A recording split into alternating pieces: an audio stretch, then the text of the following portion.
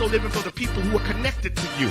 And if you don't take seriously the weight of the people who are coming, you will live carelessly and self-centered, and you will mismanage the doors that God gives you. Preach, man of God.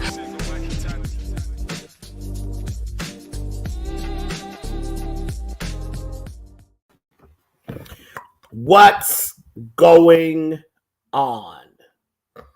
It's E3. It's E3. It's E3. You might want to jump in today. It's E3. You might want to jump in today. So welcome. Let me make sure that everybody is in. So come on, just start inviting people. Let's get these numbers up, because you know what? I'm starting to expect the numbers to be a reflection of just the next level, right? Because honestly, E3 is the next level. E3 is the next level. E3 is the next level. There you go. Come on, invite people. Invite people. Invite people. There you go. Yes. Okay. Love it. All right. Come on. Invite people to join you. And let's go ahead and get busy. I'm not going to hold you long. I'm still okay. Thank you. I'm still excited. Awesome. I appreciate it, son. I'm still excited about yesterday. Yesterday was like stupid, like bam. Like Jared Triplett was absolutely amazing. So he talked about being a tree. Messed me up. I'm still blown away by it. I'm still sitting in it, and I'm still excited by it, right? He talked about being a tree. So what I want to do today is I want to tap into something that I talk about 3-4 times a year. It's this whole idea of sowing. So, I've been talking about mindset because mindset's big, but I want to talk about the mindset of the sower. Right? But everyone that knows me knows I don't see sowing as just money. Putting the thread, sowing is lifestyle, right? Sowing is lifestyle, right? Sowing is lifestyle. That's what it is. Sowing is lifestyle. So the person who understands the power of sowing will live in the power of God's ability to give them the ability to be effective. The person who understands the power of sowing will live in the power of sowing and its ability for them to become effective. So I've always been this person who just, I'm totally sold out to the idea of sowing. Like I believe in sowing so much until everything about my life is tied to sowing. Sowing is lifestyle for me. Sowing is lifestyle. So every word, every action, every behavior is sowing. And because it all, watch this, you ready? Because it all has consequences. Sowing is lifestyle, right? Sowing is lifestyle. And the reason why sowing is lifestyle is because it all has consequences. It all has consequences. Make sure you get this. Sowing is lifestyle because it all has consequences, right? It all has consequences. So every time I sow something, I should anticipate a response from God. Every time I sow something, I should anticipate a response from God. Okay, so sowing is something. Sowing brings consequences. Every time I sow, I anticipate something from God. Now, watch this. At the point that I anticipate something, I am forcing everything in my life to submit to my expectation. I'm requiring everything to submit to my expectation. And so now all of a sudden I get real aggressive, and I start doing aggressive stuff. I start doing impactful stuff. I start going hard after life, right? I start going hard after life. And because sowing is powerful. Now, one amazing things that Bishop Triplett talked about yesterday was being faithful where you're planted and sowing where you're planted. Now, here's what's deep. Most people chase opportunities, but they've done nothing where they were, so they mismanaged the door that they are supposedly going after. Sowing works because you're faithful where you're planted, and then you stay sure that what you're sowing will produce the harvest. Okay. All right. I want to take you guys to the next level.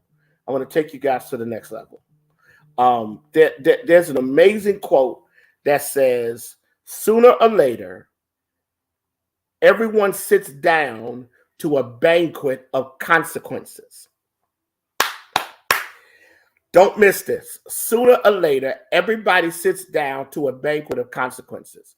One of the things that's really challenging is that people don't understand that every decision you make, and the way you manage everything, the way you treat people, the way you handle things, you are creating a banquet for yourself. And eventually you're going to sit down at the table, at the banquet of the consequences of your choices. So when I talk about sowing, I'm not just talking about money. I'm talking about every decision you make. There will be a banquet of consequences. That becomes a part of the consequences of your life. Sooner or later, everyone sits down to the banquet of consequences. So you're wondering, why ain't stuff working? And I did this. I went over here. I tried this. And listen. Bad harvest follows you to good doors. I need y'all to get this. You don't cancel out bad sowing by chasing a new man, a new job, right? It doesn't cancel it out. So your victory is where is being faithful where you're planted and being successful in that process. So for 26 years, I planted where I was assigned. And God has met me faithfully where I have been planted. Bad harvest doesn't get left outside the door of an opportunity. And you can get something that is actually not God. And I'm teaching out of something today, but I'm trying to push those of you that are listening. That's why you got to make sure that you have the mindset of a sower and not the mindset of a consumer. That you have the mindset of a sower and not the mindset of someone who is a manipulator. That you have the mindset of a sower. I want to believe that everybody who sowed into me for my anniversary is going to get the harvest. I want to believe that everybody I sow into, I'm going to receive a harvest from it. So watch this. Let's go deeper. Here we go. I'm going to share 4 things that I'm going to be done. Here's the first thing. You have to trust the potential within the seed. You have to trust the potential within the seed. You have to trust the potential within the seed. Everybody put in the thread potential. You have to trust the potential that's in the seed, in the opportunity, in the door, in the moment. You got to trust the opportunity that's in the seed.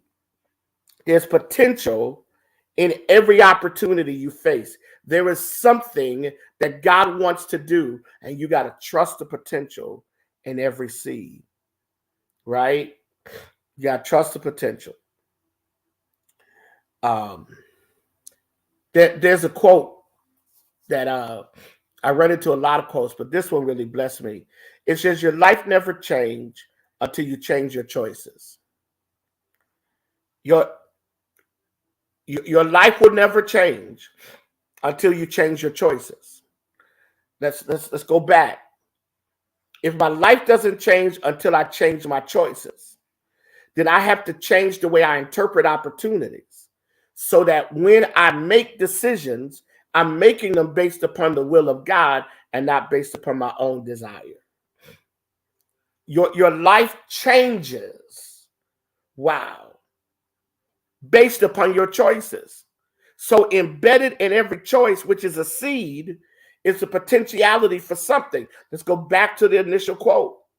Eventually, you're going to have to sit down at the banquet of repercussions, at the banquet of consequences. So my banquet could be overflowing with blessings and favor, or my banquet could be filled with pain and despair and misery. Eventually, you're going to sit down at the table. Can I push you further? Eventually, my ability to discern what's in the seed, in the opportunity, in the relationship, my ability to discern what's in it will cause me to make choices that will protect what is the potential of it and not to pursue what is the optic of it. What blows the mind of successful people is when they see someone who can see an opportunity, who can see the potential, who can see the potential. Man, is this helping anybody? So I'll go back to something I've been saying. You got to be able to discern what's in something, right? Here's the second thing I want to throw at you. And I learned this big today. I learned this, man. When I tell you I learned this big today, I learned this real big today. And I learned this real big today.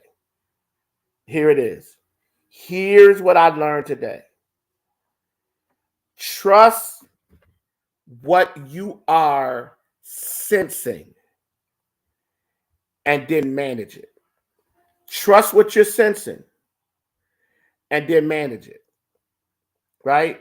So today, I had a meeting with our adjuncts. It's about 18 persons who serve as adjunct professors for the school. Well, when I first got to the school, I felt the burden to meet with adjuncts. I'm not going to talk about why, but I didn't follow my gut. Well, today I followed my gut and had this meeting. When I tell you the meeting went so well, until people said to me, the adjunct said to me, we've been waiting for something like this. Nobody's and I was sitting here and it's blowing my mind because I was spot on. Are y'all catching this? I was spot on. Some of you are spot on. Let me tell you why. Because here's the other thing people don't understand. Is discernment also creates the atmosphere for you to pick up what you need to do because you've been sowing. Woo! Oh my God. Sowing actually intensifies your ability to pick up what you need to do because you've been sowing. Because I've been sowing, I can pick up that I need to do this. Man, I need y'all to get this. Because I've been sowing, I can pick up that I need to make this adjustment. Because I've been sowing, I now understand that I have to manage this differently because I've been sowing, right? Sowing just isn't that I get a new car and I get a new house. Sowing actually gives me the ability to pick up on the stuff I need to be doing because I've been sowing. I don't want anybody to miss what I just said. I don't want anybody to miss what I just said.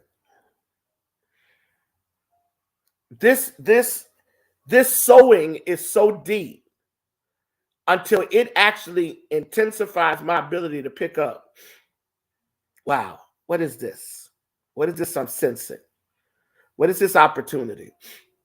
And so literally, I've never done higher ed, but I was moved to meet with adjuncts. Well, I was an adjunct. I don't ever remember having certain times of meeting. So I picked up something. And when I did it, it was an amazing harvest moment.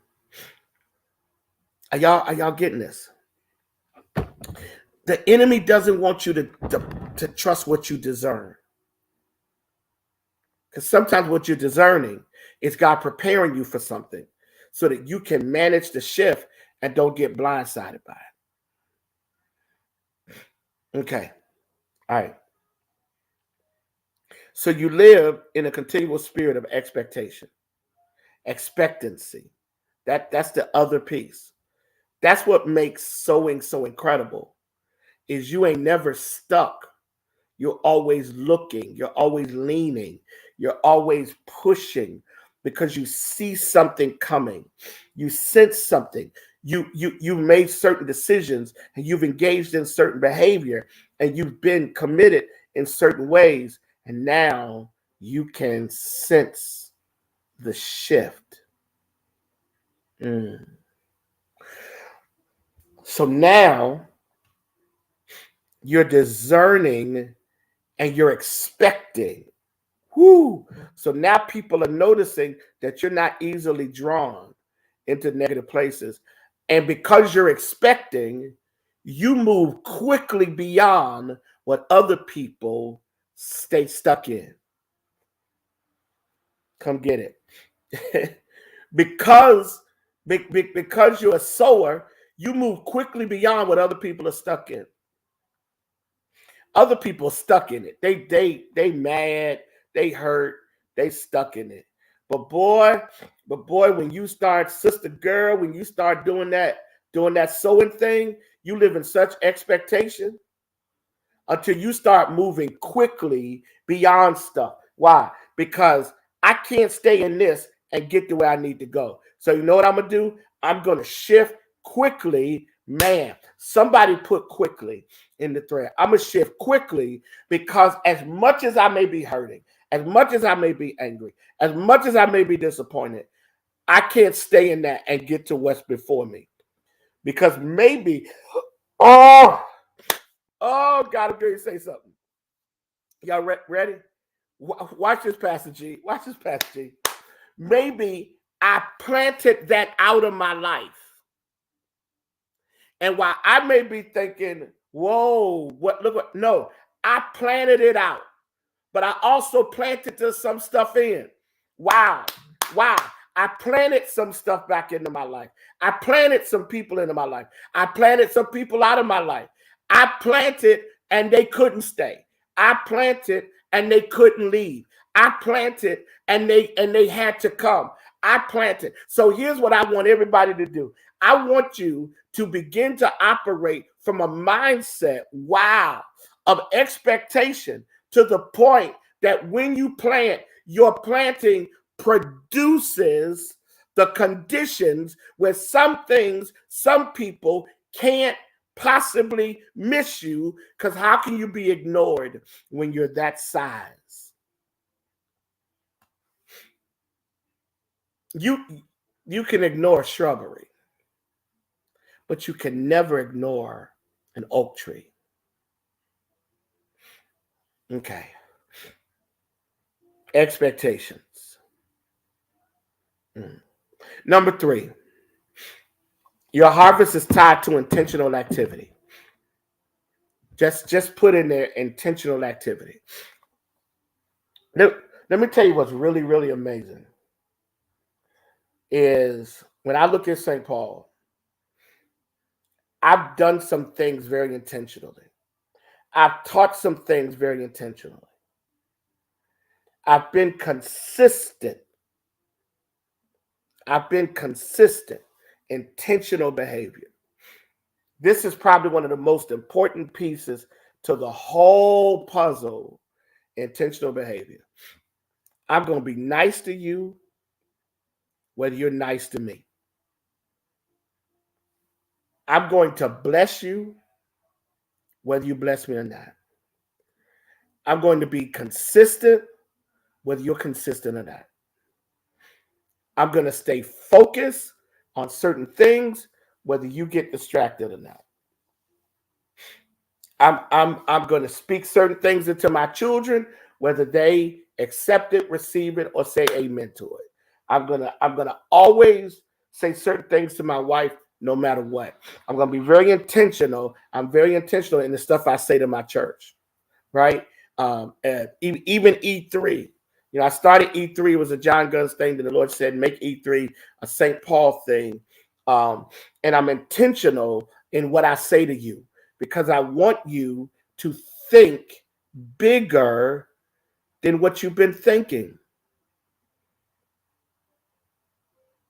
I'm intentional. I'm intentional in what I say. I'm intentional in how I respond. And I'm telling y'all now, watch this. When you become intentional, you force everything around you to adjust to your intentionality. When you become intentional, you force everything around you to adjust your intentionality. So if you are intentionally mean, then everything around you is going to become mean. If you are intentionally nice, everything around you is going to become intentionally nice. If you are intentionally generous, everything around you is going to become intentionally generous.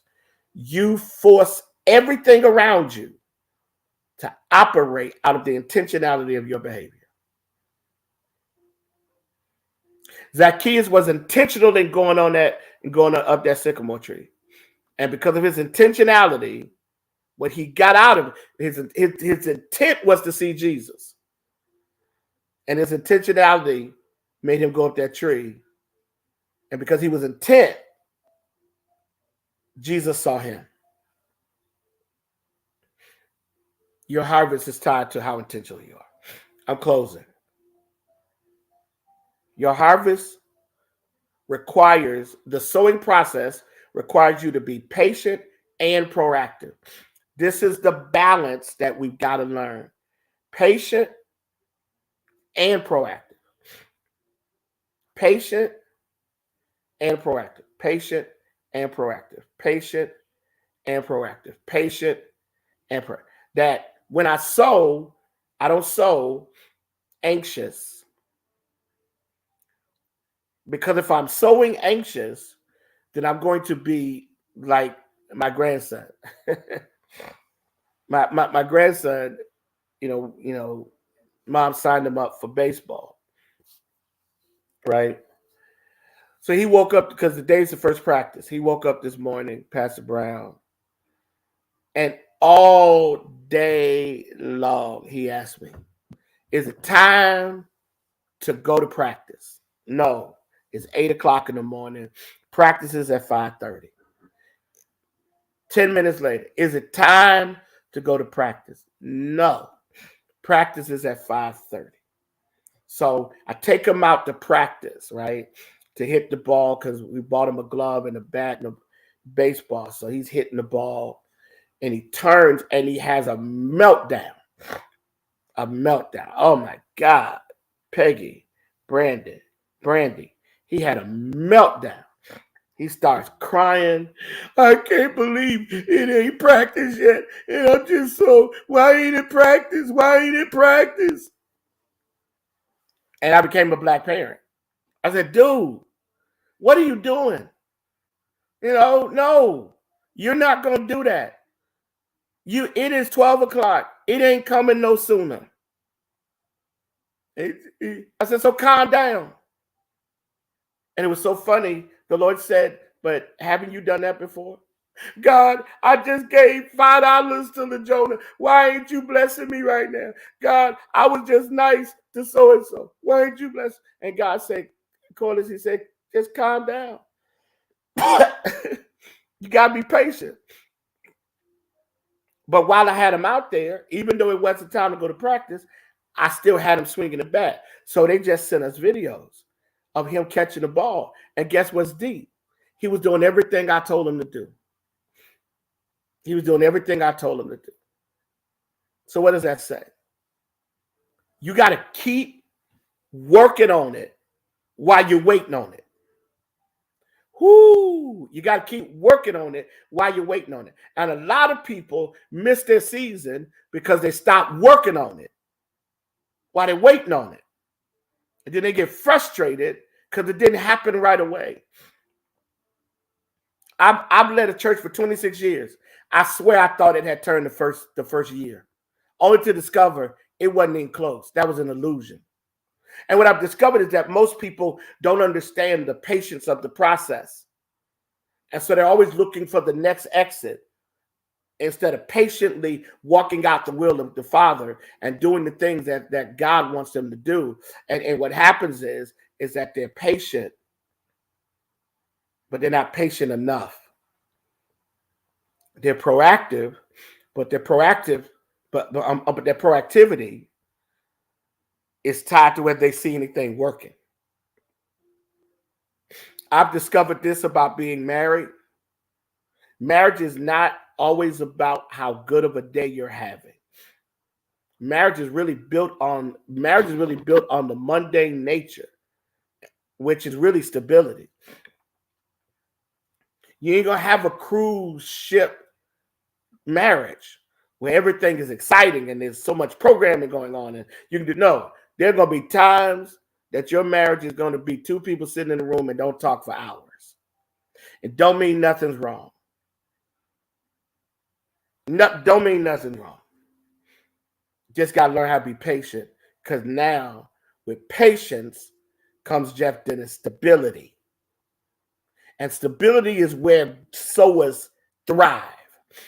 Sowers thrive, Papa, in stability. Is when all of a sudden, Tanya, you just are so stable, so sure, so assured, until you're letting nothing distract you. How about that? I'm done. Become a sower. Operate a sowing life and become stable. Pastor Simmons, become stable, be consistent, but sow. Make it a lifestyle. You probably gonna hear this 2 more times for this year's out from me on E3. You wanna know why? Because I'm telling you, almost everything I can point to comes from sowing. The healthiness of my marriage, everything, my church, me being the dean, everything about my life is tied to sowing. And I know a lot of times people don't get that. They don't understand that, right? Right? And so they go to church and they think because the preacher asked them for $17.84, their whole world gonna go away. If you drop one seed in the soil, that one seed ain't gonna produce the harvest you want. It may give you a plant, but you don't want a plant. You want a harvest. You want a field of stuff. You want a large crop, as 2 Corinthians says. But no, you don't get that with one seed, with one sporadic, spontaneous seed. You get it with the discipline of behavior. And people who watch you discipline and watch you consistent, they will trust you. And God will honor you. You got to stay consistent. You got to stop going through all the mood swings up and down and in and out. You just got to settle in and be consistent. I don't get invited because I can out-preach y'all. I get invited because I'm consistent. They know what they're going to get. And if they like that, they invite me. If they don't invite me. It's my consistency. Yeah, it ain't my giftedness no more. I can be trusted. And so should you. Because you do it with such regularity, you become habitual. So people start going, you know what, I'm going to call John Guns, because John Guns can shift a church. And I need my church or my organization or my whatever shifted. I am the dean of the School of Theology because I'm consistent.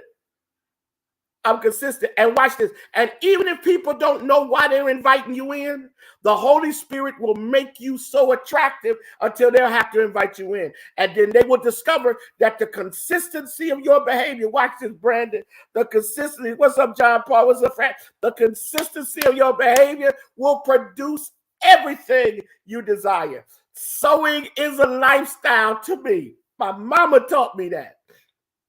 So once I figure out this is how I get to where I want to get to, I sow it. So I've learned to sow kindness and encouragement to people. I learned not to sow angry correction. I used to do that, and I discovered it wasn't producing what I wanted. So now I sow differently. Even if I am correcting you, it ain't going to be mean. You know why? Because I done figured something out. The consistency of my behavior. You got it, Gwen Ruiz. You got it, Gerard. This lifestyle, whoo, it'll make you lethal. Make you lethal. So, who have you sold into lately? Who have you sold into lately? What have you sold lately? Who have you blessed? I ain't just saying money.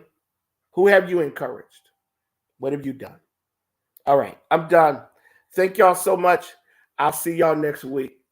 I'm encouraged by this because there's so many amazing things God's doing.